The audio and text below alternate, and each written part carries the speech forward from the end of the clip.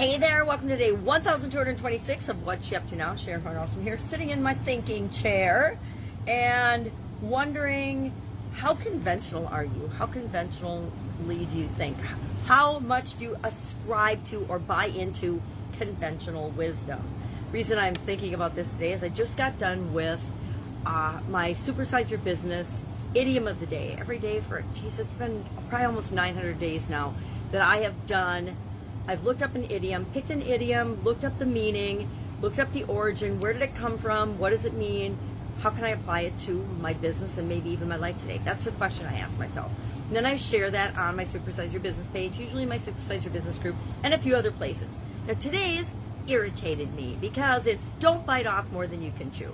Now, I don't know, if you've listened to me or heard me speak about anything for any amount of time or been around me in my life, you know that I understand conventional wisdom. I get conventional wisdom, but I pretty much don't buy into it because I like to do my own thing, break the rules, not break the rules, but bend the rules, bend the way things are, the way we've always done things. Those are some of my most dreaded phrases on the planet. I remember going into different businesses in corporate America and working with different businesses and business owners now, and if I hear, well, that's just the way we've always done it, with conviction behind it, I know I might be in trouble because we get in our own way by thinking that just because we've done something and it's worked, we have to always do it that way. That's conventional wisdom. You know, don't buy the hand that chews you. Don't. Anytime we hear a don't, it usually is followed by some sort of conventional wisdom, which will keep us safe and sound, but it also won't help us grow or stretch or get out of our comfort zone or create anything amazing in our lives. And I guess that's why I've lately been really pushing against conventional wisdom and the way it's always been done, especially, since COVID has come into play. Because conventional wisdom, heck, all wisdom, all thinking for ourselves, pretty much flew out the window in 2020, and it's time that we take it back. We reclaim our birthright in our brains, and we start thinking for ourselves and question these sayings in conventional wisdom. There's a lot of sayings, and since I've been involved in the online world a lot more than the offline world. Offline world, I was too busy doing my own thing, and communication and information move more slowly and through traditional formats. And if you wanted to find things out, you actually had to go do some legwork and research or hire somebody to do it to get the information you needed. But since the internet's been around, life has gotten easy and we've gotten really, really lazy. And we just, ask our phone, or we ask Alexa, or we ask our Google Home, or whatever people are using nowadays, a question, and we get an answer. But we never question where that answer is coming from or how it's being filtered. It reminds me of my granddaughter is now 6. She just turned 6, and like all children, we go through this why phase where kids will ask us why. I don't know how many times, 100,000 times in a year, usually between like 2 and 3 when they first start talking. Why, and you get to the point where you're like, you realize that you haven't even asked yourself the why question since you were probably 2 or 3, and you're just doing things on autopilot. At least that's what I realized when my kids went through the why phase, and then I had the reminder when my oldest granddaughter just recently went through the why phase. Well, I guess 3 years ago, wasn't recently, but it feels recent to me. So you realize, or I realized, that we stop asking ourselves why we think things, why we do things, why we believe things, why we say things, why we buy into different things, why we believe what we believe, because it just becomes such a habit. It's easier to just go along with the program, go along with the flow, do what everybody else is doing, not rock the boat, don't make waves, don't get anybody upset, don't ask questions, just anything that comes with a don't in front of it, I think to me now is a big red flag to say, well, why the heck shouldn't I do that? Why shouldn't I do that? Why shouldn't I question that?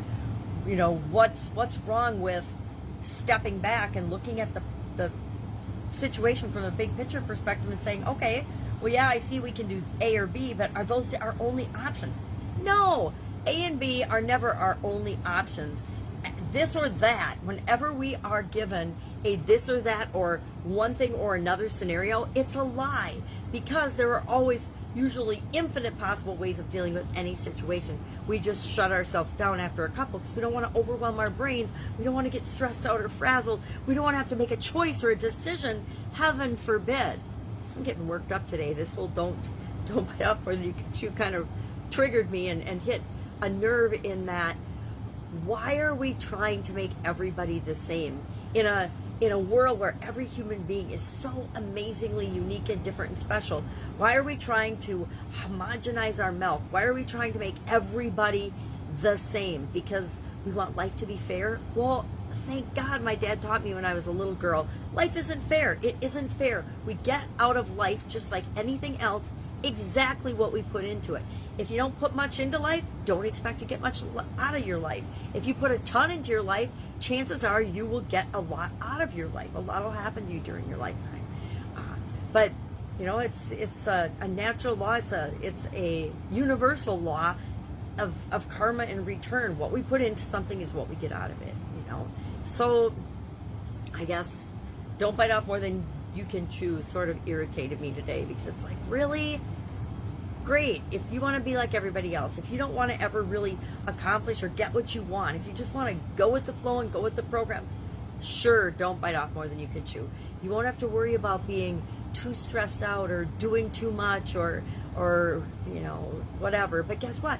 You're still going to have stress. You're still going to have worry. You're still going to have doubts. You're still going to have fears, whether you bite off and try more and do more and become more, or you just try to stay small. And that we always have that choice. It's always up to us what we want to do.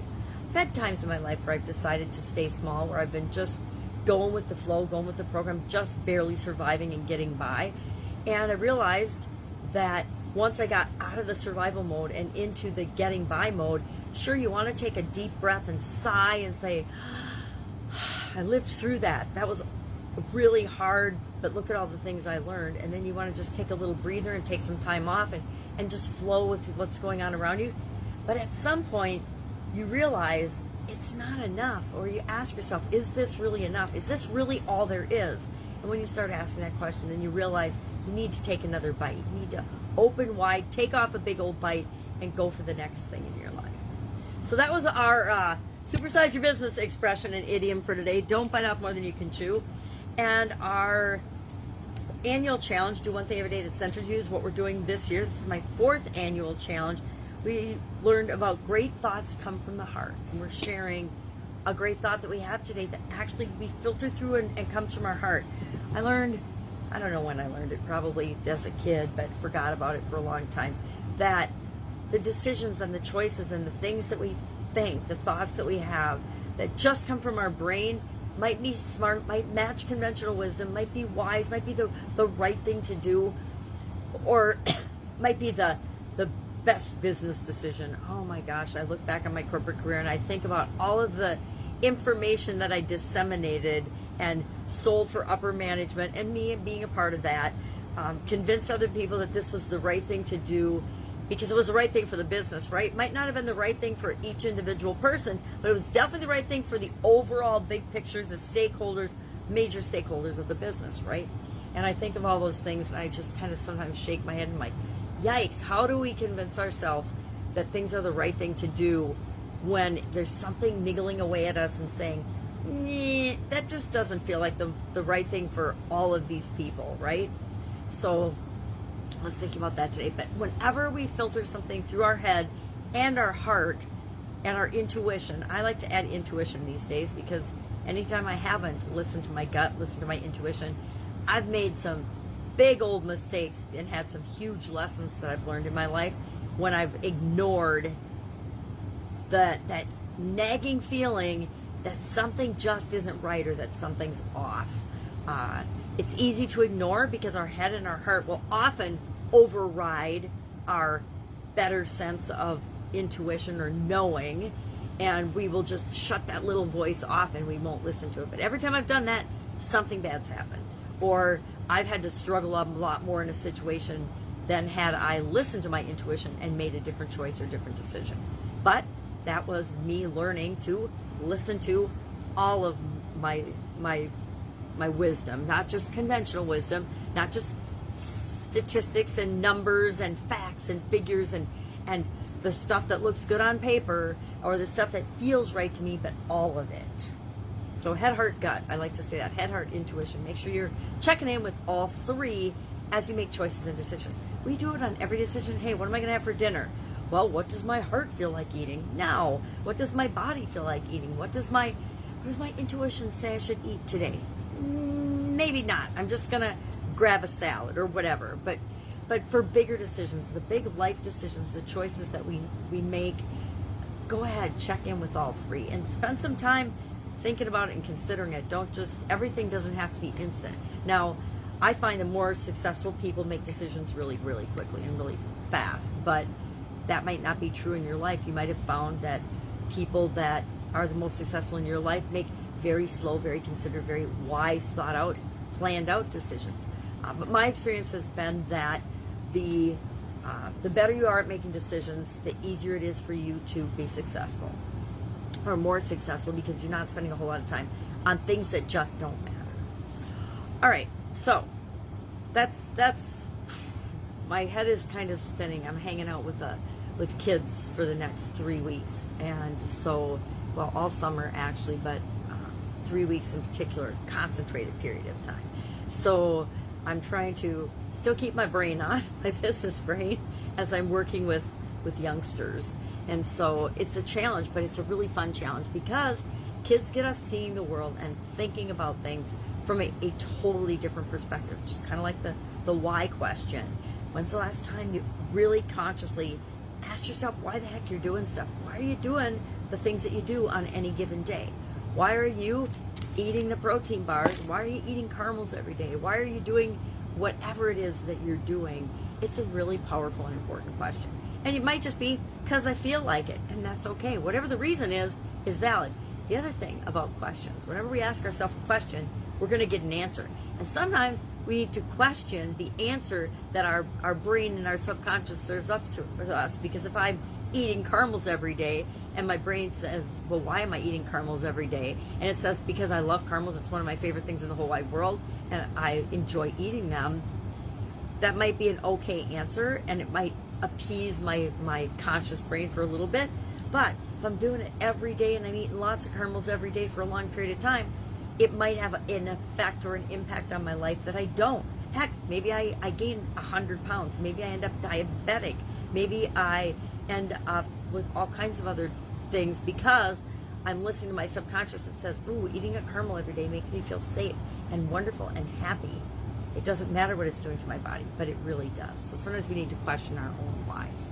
All right, that's it. That's all I've got today. If I can help you in a way, if you've got a question, ask in the comments below. Let me know. I want to be that resource that you know. If you don't know anybody else, you don't have someone to ask, you can say, what do I do about this? How would you handle that? Da, da, da, da, da. I might not know the answer, but I can help you come up with the best answer for you and hook you up with a resource that can get you what you want and keep you moving, get you moving, taking that next step. Because there's nothing that at least feels worse to me than feeling like I'm stuck and I don't know what to do and I don't know who to ask, because there's always something we can do, right? We're never really stuck. We just tell ourselves we're stuck, or we don't know, to give ourselves an excuse or to buy ourselves some time so we don't have to take action. But when that becomes a pattern, it becomes a problem. So I want to be that resource for you. Go out, have an awesome day, and I will, of course, with you tomorrow, let you know what I'm doing as I transition from the brick and mortar world to the online world, and how that's going. All right, have a great day.